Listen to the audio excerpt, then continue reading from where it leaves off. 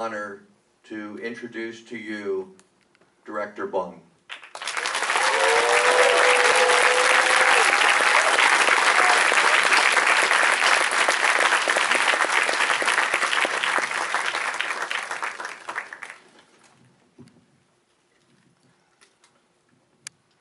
Please introduce you. That we have a translator tonight. So because my Korean is not as good as it used to be.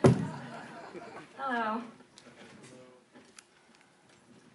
So I did find the film about, it being about the have and have-nots and about the good and maybe the bad of capitalism and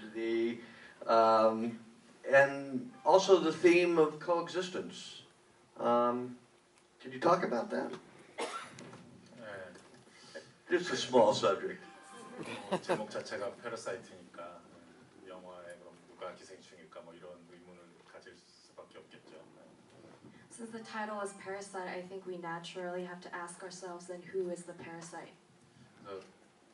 특히 이제 한국에서는 패러사이트 기생한다 그러면 기생충이라 그러면은 좀 안 좋은 어감을 되게 나쁜 부정적인 뉘앙스를 품고 있죠. 약간 모멸적인 그래서 약간 위험한 제목이기도 한데 사실은 이제 기생이 아니라 공생 아까 이제 코이그지스턴스 얘기를 하셨는데 공생이 된다면 좋은 거겠죠. 근데 인간에 대한 예의 같은 것이 무너지면서 어쩔 수 없이 기생의 상태가 돼버린 그런 약간 우습고도 무서운 그런 현실을 그런 스토리를 한번 만들어 보려고 한 거예요.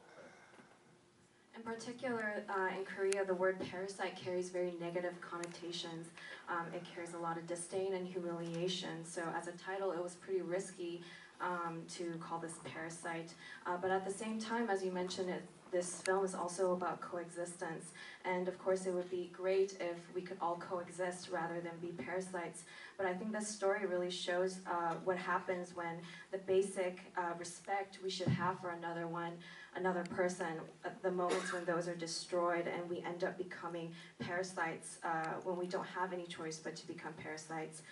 This film shows the sad but scary reality that could happen from that. But speaking about the titles of both The Host and Parasite, some would say they're misleading, and is that on purpose? Yeah, many people think this is some kind of sci-fi action movie or body snatchers from inside kind of. 근데 뭐 그렇게 오해하는 분도 나쁘지 않았어. 뭐 이게 약간 뭐 어차피 다른 쪽으로 기대를 하는 것도 관심 자체는 저는 좋으니까. But I didn't dislike the fact that people mistook this film. It's always nice to have people be interested in your film, even if that means having other expectations. But you must do some of that on purpose, just to have a little fun, maybe. 그 얘기하신 것처럼 괴물 또 영어 제목이 호스트란 제목이니까 더더욱 이게 약간 시퀄처럼 이렇게 속편처럼 느껴지는 면이 없지 않아 있죠. 꼭 그걸 의도한 것은 아니었는데. In Korea, the host is actually called the monster, but obviously since the English title is the host, Parasite does feel like its sequel, but I didn't really intend that. Did you have an inspiration? Was something inspirational to make this story that made you start thinking about it? 이 영화에서 보면 이제 주인공이 부잣집에 과외하러 간단 말이죠. 저도 대학교 다닐 때 이제 과외를 튜터링을 많이 했었거든요. So, like the protagonist of this film, when I was in college, I worked as a tutor. 되게 엄청난 부잣집에서 저도 중학생 남자애를 가르친 적이 있어요. 근데 그 애가 저를 그 집 2층으로 데려가더라고요. 갔더니 집에 사우나가 있는 거예요. 프라이빗 사우나가 있더란 말이지. 근데 저 대학 그 젊은 시절에 저도 되게 놀랐어요. 그걸 보고. 그리고 와, 이게 기분이 묘하구나. 타인의 사생활을 다른 가족의 어떤 사생활을 엿보는 듯한 이상한 느낌이 있었는데 그 느낌 같은 게 많이 기억이 났던 것 같아요. 이 영화의 이제 시나리오 작업을 하면서. So at the time, I actually tutored for a very rich family. I taught a middle school boy, and one day he took me to the second floor of his house and showed me their private sauna. And I was very surprised to see that there were saunas at homes, and it also felt very strange because it felt like I was spying on the private lives of complete strangers. And I really recalled those memories when I was writing the script. 근데 다른 가족이 이렇게 남의 집에 들어가서 하는 일이 튜터링만 있는 건 아니잖아요. 뭐 예를 들어 내니가 있을 수도 있는 거고, 뭐 하우스키퍼, 뭐 운전사 많단 말이에요. 그래서 아예 온 가족이 그렇게 다 차례로 들어가면 어떻게 될까라는 그런 엉뚱한 생각을 처음에 하게 된 거죠. But of course, there are other jobs that let you enter other people's houses. You can be a nanny or a housekeeper. So I thought of what would happen if an entire family enters another home one by one. Well, speaking of the homes, was the home real? Tell me about the sets or how that was done. It's all set. That the rich house is built on the ground, and even the poor house and poor neighborhood, the whole town is set. We built the set in the the swimming pool, the water tank, and we shoot every sequence there. And the last 2 days, we put the dirty water there. And Hopefully just colored water. exactly, it's very clean water. It's very good for our actors. 재료 얘기를 해드려야 될 것 같아요. We added in facial mud masks into the water to give it that color. So it looks very dirty, but it's actually very clean. The best scene is she's sitting on the toilet and all the dark stuff's coming up. It's very visual. 비주얼하면서 또 웃기기도 하고 슬픈기도 한 그런 복합적인 장면이죠. 그것도 이제 그 뿜어 나오는 압력을 미리 테스트도 많이 하고 준비를 많이 했어요. 그게. So visually, it's a very funny scene, but it's also very sad as well. It carries a lot of complex emotions, and we really prepared a lot for that sequence. We tested the pressure of the water as it spews out from the toilet. Well, it's terrific. So the cinematographer that you used on this film was also the cinematographer on Snowpiercer? Yeah, he did Snowpiercer and Mother, and the last year the Lee Chang-dong's Burning. It was also he's really master cinematographer. After I saw Snowpiercer, and I hope some of you, and I'm sure all of you, didn't see it in a theater.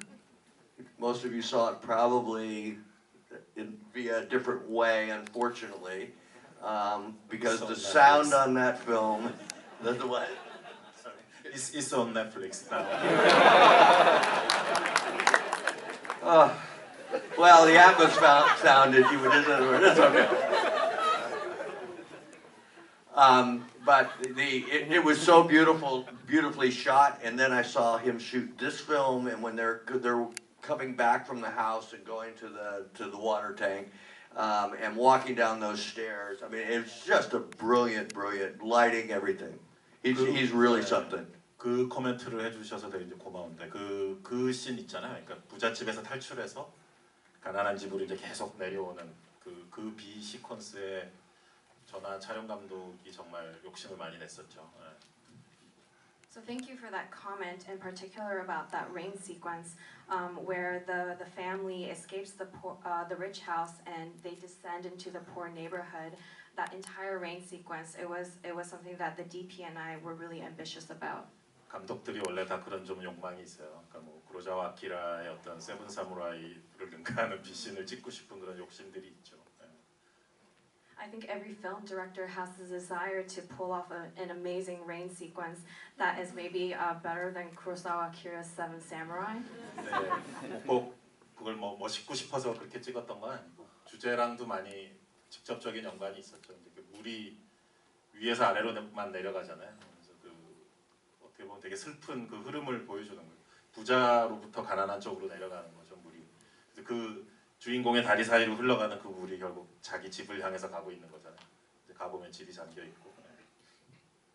But it's not just to achieve a visually a stunning visual aesthetics. It's really closely tied to the overall theme of this film, as water only flows from top to bottom, and it's it's a sad natural flow where water only flows from the rich neighborhoods to the poor ones. The water that flows through the protagonist's legs as he escapes the rich house eventually flows into his house and submerges his entire home. Everything was layered, right? Even when they're underneath the coffee table, it's all layered, right? So I think it's, first of all, I want to thank the director for coming. We have sold out every show that he's appearing at. And for those who don't know the deal, because there's a deal, the deal is we don't charge you more for Q&As, but you have to tell 3 people that you love the film, if you did love the film, and I know you did, and so that they'll come back and see the movie. But I do want to, since you guys all made it here through the lovely traffic, I want to give you guys a chance to ask the director some questions. So, and I'll let you choose who you would like.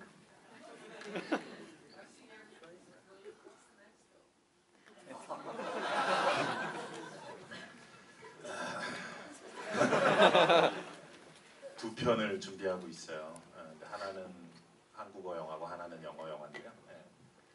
I'm working on 2 projects right now, one in Korean and one in English.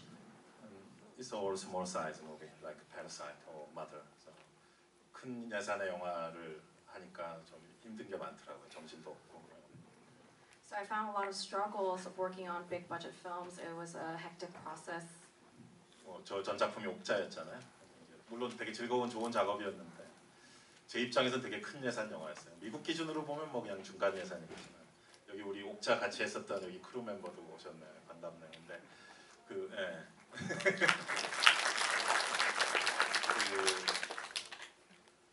그러니까 뭔가 더 그 돋보기를 이렇게 햇빛을 모아서 종이를 태울 때 그 쾌감 같은 거 있잖아요. 집중하는 느낌.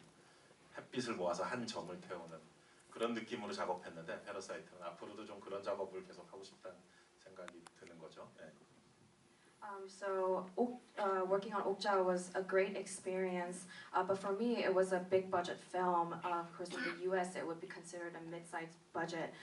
One of our crew members from Okja is here, but for Parasite, it really felt like I was using a magnifying glass against the sunlight to burn a tiny dot onto paper, and there was.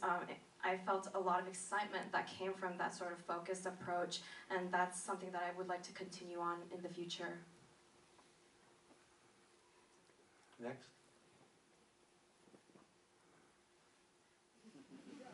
just had a question because I see a lot of films remind me of the film, like a lot of work from Buñuel and Chabrol, and I'm just curious if the actors watch any of the films or you watch them. 네, 특히 이제 샤브롤 얘기를 하셨는데 클로드 샤브롤이라는 이제 프랑스 범죄 영화의 대가가 있죠. 그분한테 영감도 많이 받은 게 있고요. 그분 영화 중에 그 야수는 죽어야 된다라는 영화 있어요. 69년도 영화인가. 그게 이제 어떤 중년 남자가 복수를 향하면서 어떤 중산층 가정으로 치고 들어가는 스며 들어가는 얘기거든요. 되게 재밌는 영화고요. In particular, you mentioned Claude Chabrol. He's a French master of crime films, and I was very much inspired by him for Parasite. He released this film called The Beast Must Die in around '69, and that film is also about this middle-aged man who creeps into a middle-class family for revenge. Maybe the biggest inspiration was the Korean classic called Housemaid, the 1960, the Kim Gi-young. You can find out the movie released by Criterion DVD. So please go find out it in Amoeba.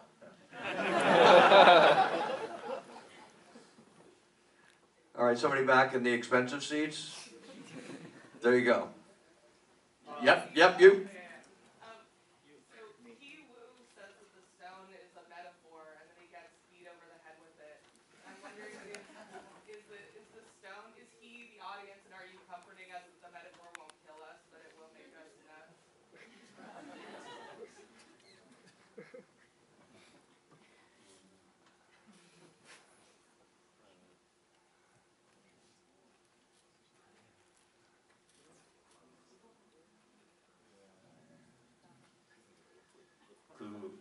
해석이 되게 흥미롭고 감사하고요. 코멘트가. 근데 재밌는 점은 그 산수경석이 처음 나왔을 때 주인공이 지가 지 입으로 와 되게 상징적이다 이러잖아요.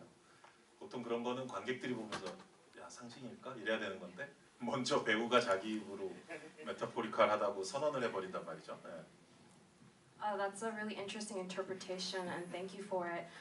The really funny part about that stone is when that stone first appears in the film, the protagonist announces himself that this stone is very metaphorical. Usually that's something that the audience asks themselves, but this time it's the actor just saying it out loud in the film. 그러니까 사실 약간 어이없는 거죠. 이게 배우가 직접 그런 말을 해버리고, 그러니까 오히려 그걸 상징으로 보지 않았으면 하는 마음도 있었던 것 같아요. 제가 배우가 먼저 그렇게 말해서 김을 빼버리는 거라고 해야 될까?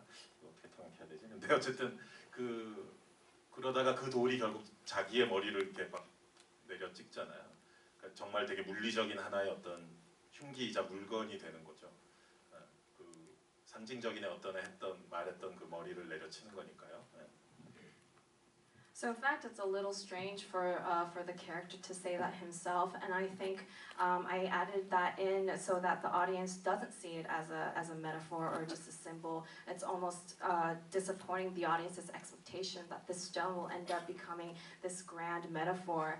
And you know, when that stone hits the protagonist's head, it really acts as this physical object, this physical weapon. Thank you. Yes, sir. Yeah, thank you for this film. That was kind of bitter towards the end. I'm just wondering what current filmmakers are you watching?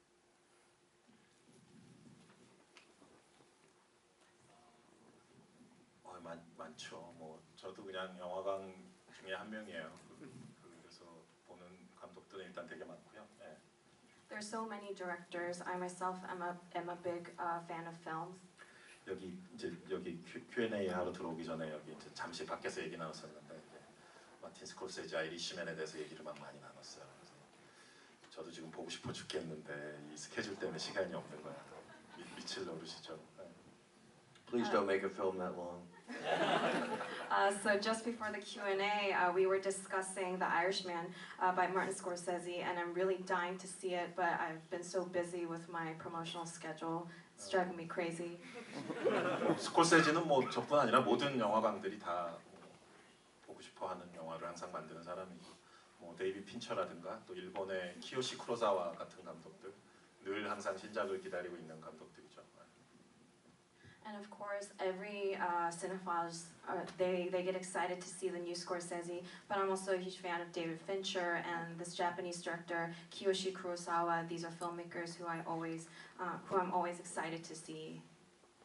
Okay, we have one more question, and I asked that after the Q&A is over, allow the director to exit because he has another appointment he would like to get to. You choose. Hi, my name is Young Park. I'm a big fan of your movies and your film. 지금부터는 한국어로 들어가겠습니다. Sorry, She will translate. So, 저는 감독님의 큰 팬이고요. 제가 대학 공부를 서울에서 팬입니다. 오늘 제가 이걸 보면서 느꼈던 것 중에 하나는 한국열차가 수평으로 도는 철도에 그 밑에서부터 위에까지 올라가야 되는 계단을 보는데 기생충 같은 경우는 저한테는 마지막 판과 첫 번째 판을 돌려서 붙여놓은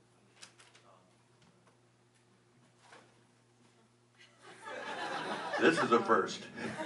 So Snowpiercer felt like a vertically aligned circle where they moved through the trains through staircases, and Parasite felt like the tail cars and the front cars were actually aligned together. And then like 기생충이라는 존재가 첫 번째 칸에서 그 교수님 역할을 하는 반드시 첫 번째 칸에 필요한 존재. 그다음에 여기서도 이 기생충들이 첫 번째 칸에 존재하는 사람들 위해서 필요한 존재로 존재하는데 설국열차는 이걸 다 거쳐서 다 했다면 그래서 첫 번째 칸도 마지막 칸이 바로 이어서 바로 할 수 있는 혹시 거기 부분에서 많이 사용하셨나요? for Parasite felt like that little boy in the front car of Snowpiercer that was basically part of the machine. And in Snowpiercer, they had to go through all the train cars to get to the front. But because Parasite felt like the front car and the tail car were just connected, it was a much shorter journey to get there. 그 좋은 리뷰 또는 감사인 것 같아서 되게 감사드리고 죄송한데 제가 그렇게까지 깊게는 생각을 못했었습니다. 예, 고백하자면. 예. Thank you for that great interpretation, but to be honest, I didn't think that deeply into this map. 근데 실질적으로 이제 감독으로서 그런 건 있었어요. 설국열차일 때 실제로 기차 다른 섹션 26개를 만들어야만 했었거든요. 서로 다른 26칸의 이제 기차 칸을 만든다는 일이 저나 뭐 프로덕션 디자이너나 쉬운 일은 아니어서 고생을 많이 했죠. 그래서 왠지 이번에는 2개만 만들고 싶었던 건 사실인 것 같아요. 부자, 가난한 집. But practically, as a film director, I had to create 26 different train sections for Snowpiercer, and to create 26 different spaces was very difficult for me and the production designer. So for Parasite, I just wanted to reduce those cars into just two, one rich, one poor. And I totally agree. The Snowpiercer is something horizontal, but this movie is very vertical. But in the like you said, in the very last moment of Snowpiercer, when Ed Harris opened the floor, this small kid is underneath there. In that moment, it's very small but very vertical. Only one vertical moment in the movie. So 그 느낌은 상상은 그때 그 설국열차 찍을 때 그 생각을 한번 해보긴 했었어요. 이제 더 이상 앞으로 갈 수 없으니까 밑으로 가야 되지 않겠는가. 뭐 미술 감독하고 그런 얘기를 했던 기억은 납니다. 우리끼리 너무 많이 얘기하면 소외가. So during Snowpiercer, it did occur to me at that scene, since there's no way to go forward from that point on, the only way to go is further down. And so that's how that single vertical shot came out in Snowpiercer. And he just added that that's also very relevant to Parasite, as water is very important to this film, and water flows from top to bottom. Well, thank you very much. 감사합니다. Thank you for the great interpretation. And I'll see you at the Oscars.